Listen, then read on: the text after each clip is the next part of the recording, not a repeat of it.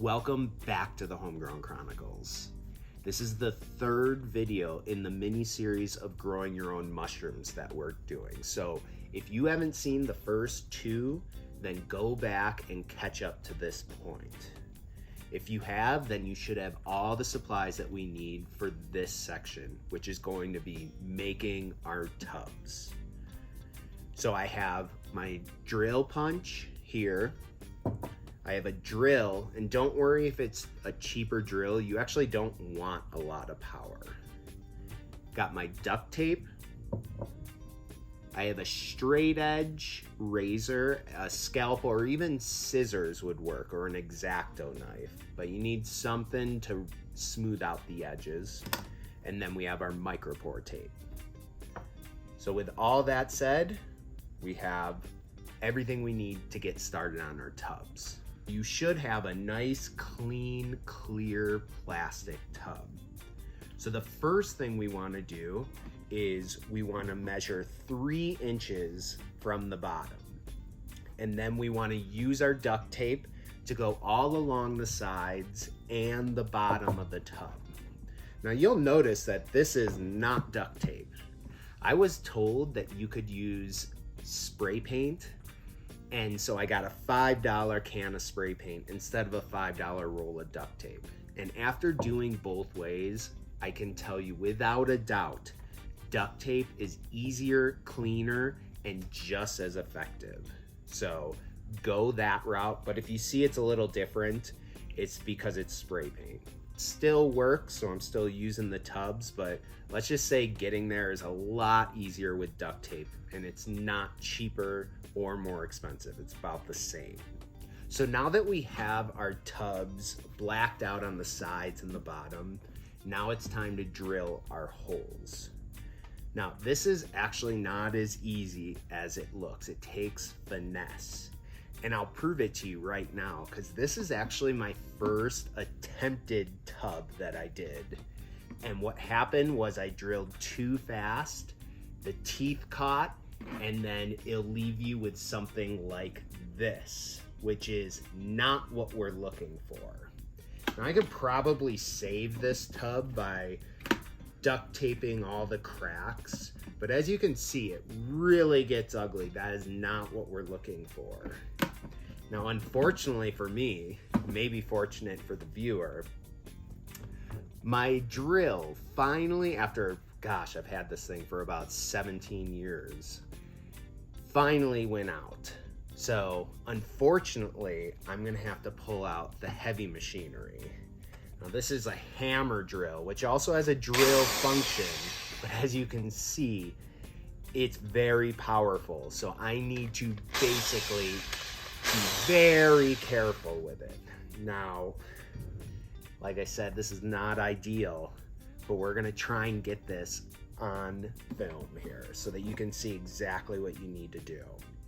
Now, the 2 holes that you want to put on a size tub like this are going to be one on the side, one on this side.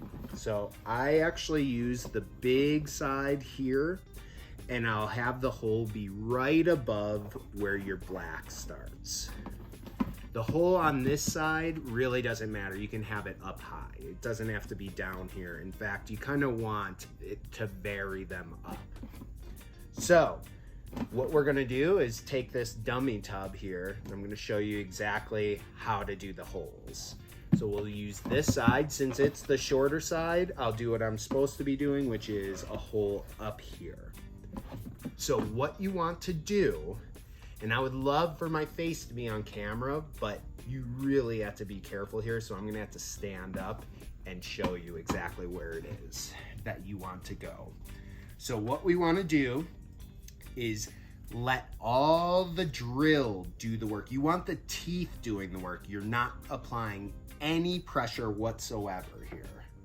So what I'm gonna do is I'm almost pushing it up here.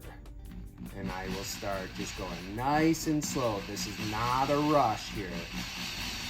Be careful, because once that first hole goes in, it's gonna wanna go straight down, and that's when the teeth can fuck up your thing like the other hole that I once attempted. So what I'm doing is just letting the drill do all the work. Take your time here.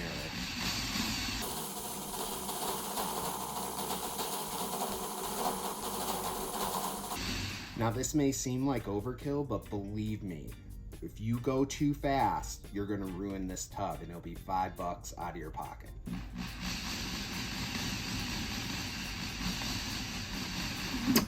Okay, see how fast that happens? If that happens when the drill is going at full speed, you will make a crack just like this hole. And basically the tubs may be savable, but it might be trash.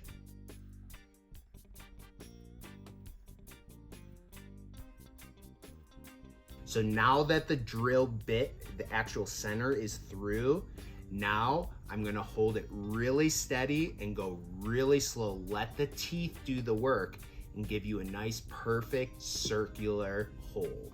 So let's give this a try with this drill. Not doing any pressure here. That was even too much. That was dangerous. Whew. So, like I said, you want to be using not a power drill like this, but I really wanted to get this video out and done, so I didn't go and get something. But we have our hole here that can be tossed. Got all of our stuff here. Now you'll see that we have really rough edges around there. So what we want to do is get our straight razor here and just clean that up. You really only have to clean it up on this side. You don't have to go on the inside, but you just want to make sure that you have a nice smooth edge so that our micropore tape doesn't let any thing get in there that shouldn't be in there. So that's rough enough. And once we have our hole, that is when we will take our micro tape and we will just use 3 strips. It usually does the job if you have the standard micro tape here. So I have my brand new roll. You go through this stuff kind of fast. That's why I really like that I got a 2-packs. I'm already needing some when this is gone. So all you do is just take off 3 strips, put 1 on top,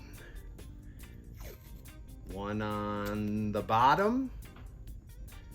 I don't think the order of where you go is that important, but make sure it's nice and taut, because like I said, the purpose of this micropore tape is to let air in when we start using a fan, when we start fruiting our mushrooms, but it also stops contaminants from getting in. So I got my middle tape, and I'll kind of sandwich the seams here together. So then you have a perfect hole. Get your tubs done, 1 hole here, 1 hole here. Sanitize it with your isopropyl alcohol, and we'll be ready for the next step.